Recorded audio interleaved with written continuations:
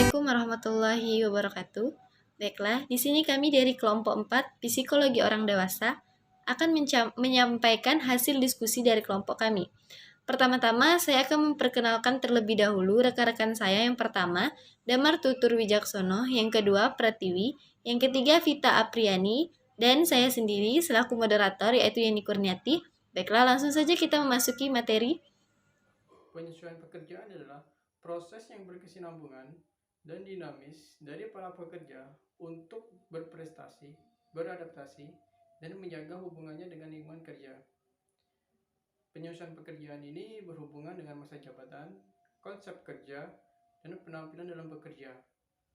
Adapun kelemahan dari penyesuaian pekerjaan ini adalah pribadi atau individu salah memilih pekerjaan atau karir yang menyebabkan individu tersebut merasa lelah, stres, dan depresi dalam mengerjakan tugas-tugas pekerjaannya selama ia bekerja karena pekerjaannya tidak sesuai dengan minat, bakat, dan kemampuannya. Adapun aspek-aspek dalam penyesuaian pekerjaan ini ada dua. Yang pertama ada aspek pribadi atau penyesuaian pribadi, yaitu penyesuaian diri sendiri dengan pekerjaan-pekerjaannya. Yang kedua, penyesuaian sosial, yaitu penyesuaian diri dengan rekan-rekan pekerjaannya. Sikap dalam bekerja. Sikap dalam bekerja adalah keyakinan-keyakinan yang mengandung aspek kognitif, behavior, dan afektif yang merupakan kesiapan mental psikologi untuk mereaksi dan bertindak secara positif atau negatif terhadap suatu objek. Sikap kerja yang mempengaruhi kinerja ada tiga, yaitu yang pertama ada sikap terhadap organisasi, yaitu komitmen untuk terus bertahan di dalam suatu organisasi atau pekerjaan yang meliputi afektif, komitmen, yaitu pribadi yang benar-benar suka terhadap pekerjaannya. Ia sangat cinta dengan pekerjaannya karena pekerjaannya seiring atau seirama dengan potensi, minat, dan bakat serta kemampuannya. Yang kedua, ada continuous commitment, yaitu pribadi yang menetap di suatu organisasi atau perusahaan tempat ia bekerja karena dengan terpaksa. Karena jika ia resign atau keluar, maka ia akan keluar banyak dana.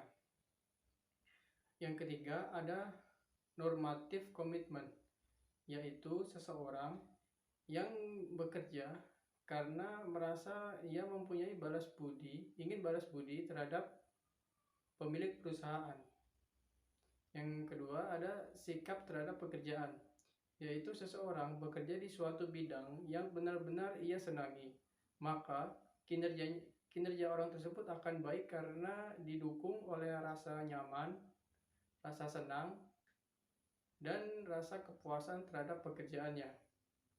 Yang ketiga, ada sikap terhadap rekan kerja, yaitu sikap yang lebih mengarah kepada prasangka baik atau buruk terhadap rekan-rekan kerja.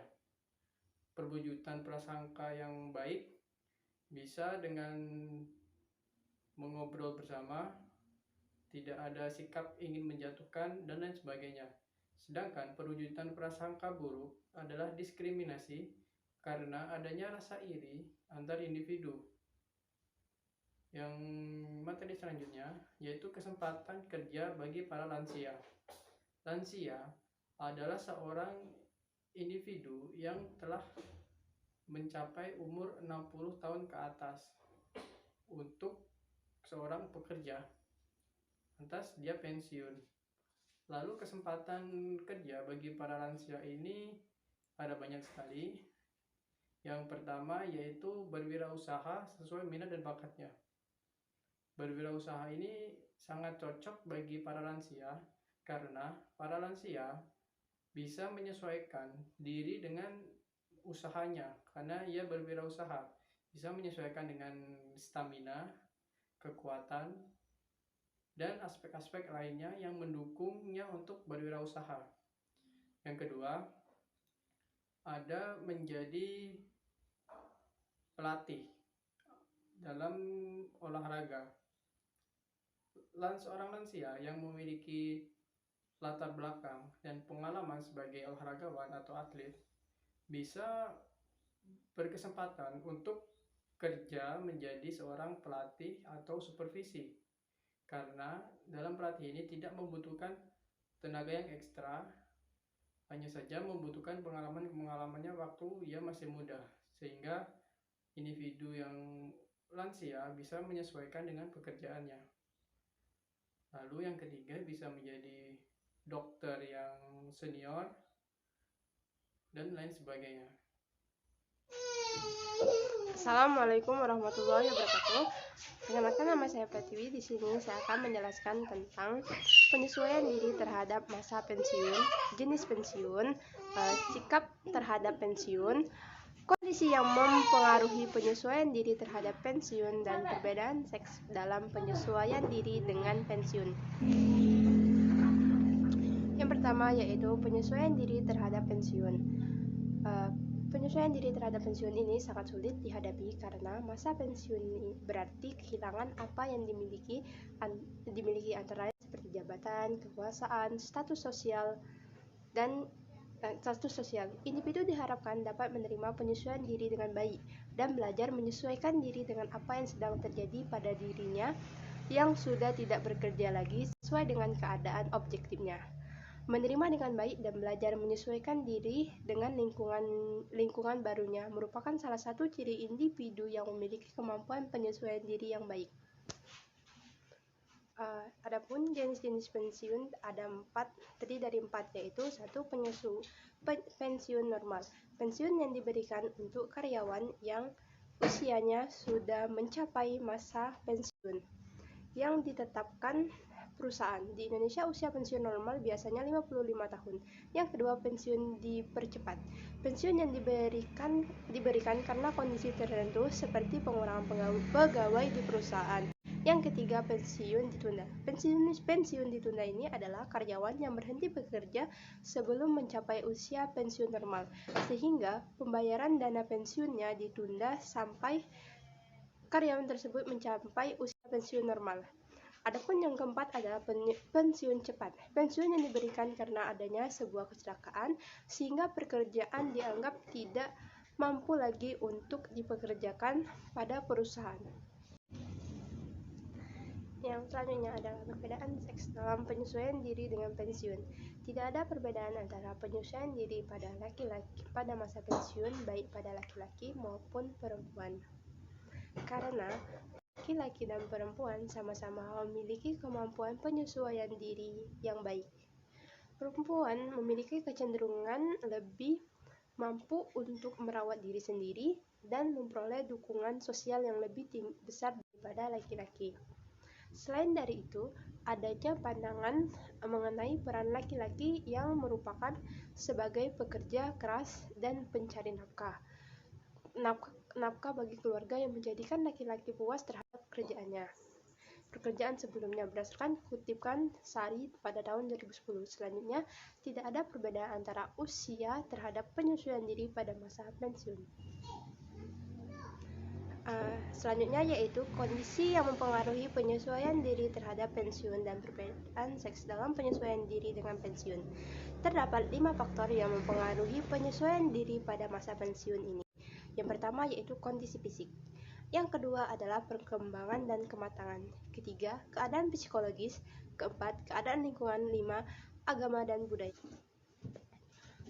Adapun sikap terhadap pensiun. Sikap terhadap pada pensiun yang paling sering dipergunakan adalah kesehatan fisik dan penghasilan.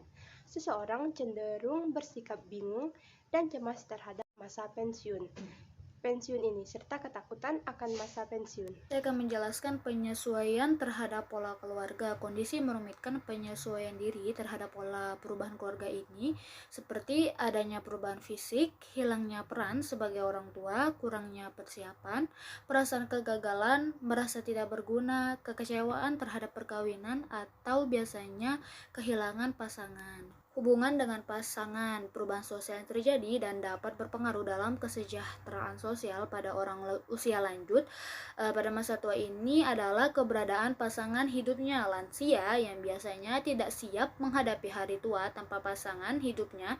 Mereka akan cenderung tidak akan merasa kepuasan, tidak ada kemaknaan hidupnya, bahkan mereka bisa saja tidak merasa bahagia, stres, ataupun depresi. Maka dari itu, biasanya orang lanjut usia ini akan semakin dekat erat hubungannya dengan pasangannya, karena hanya dengan pasangan mereka lah mereka bisa berbagi cerita atau berbicara intens setiap hari-harinya. Karena hal ini pun anak-anaknya yang sudah dewasa sudah mempunyai keluarga sendiri. Adanya pasangan inilah membuat masing-masing dari orang lanjut usia tidak akan merasakan kesepian pada semasa hidupnya. Perubahan perilaku seksual, hubungan seksualitas pada orang lanjut usia ini biasanya bukan hanya sekedar untuk pemuas nafsu syahwat saja. Namun hal ini dilakukan untuk upaya menjaga keharmonisan suatu keluarga. Lansia menyadari bahwa kehidupan seksualitas ini melekat erat pada kehidupan sosial yang memberikan kesempatan dan batasan sehingga ekspresi seksualitas lebih menekankan kepada rasa sayang dan keluarga. Aktivitas seksual yang dilakukan lansia lebih menonjolkan dengan cara bentuk perhatian ataupun kasih sayang seperti halnya bergandengan tangan, bersentuhan, atau sekedar menggoda pasangannya.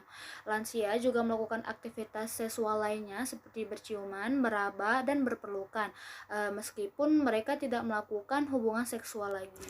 Hubungan dengan anak, sebagian besar hubungan orang lanjut usia dengan anak-anaknya terkadang kurang memuaskan.